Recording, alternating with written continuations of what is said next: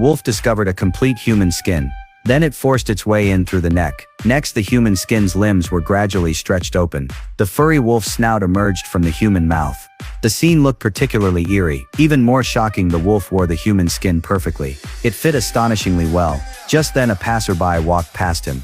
The curious wolf stood up and followed. It mimicked the passerby, standing and running like a human, but it was still wobbly and not quite used to it. Then it walked toward the highway and entered the city. Dogs along the way kept barking at him, but it ignored them and continued forward. As it passed by the entrance of a company, it curiously watched the office workers. It needed a job too in order to survive. The wolf blended in with job seekers to attend an interview. It could even imitate handwriting perfectly. Unexpectedly, the wolf was successfully hired. With a wolf's dedication, it worked diligently. It not only earned the boss's approval, but was also promoted and given a raise. From then on, the wolf lived in its own mansion. Looking at the success it easily obtained, it excitedly crawled on all fours in the grass. The movers were shocked to see this.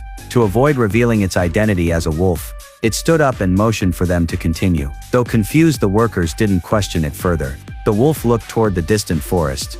Remembering the days it could roam freely, whenever it felt exhausted from work, the sight of prey on the wall always reignited its lost wild instincts.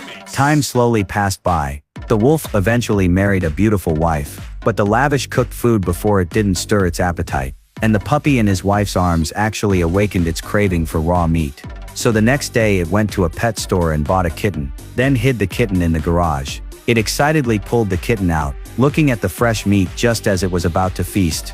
An unexpected accident suddenly occurred. Is that for me?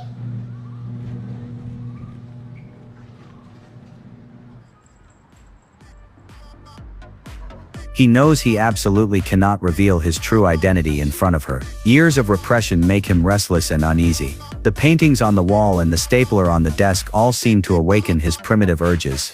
That night, the wolf on TV is devouring raw meat.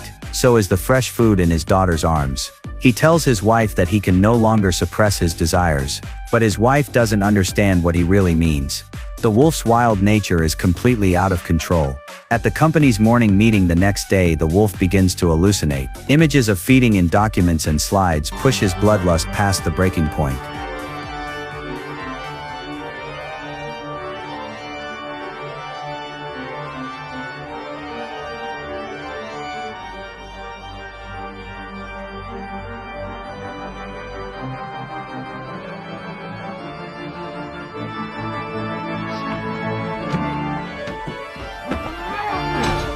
Everyone in the room is terrified.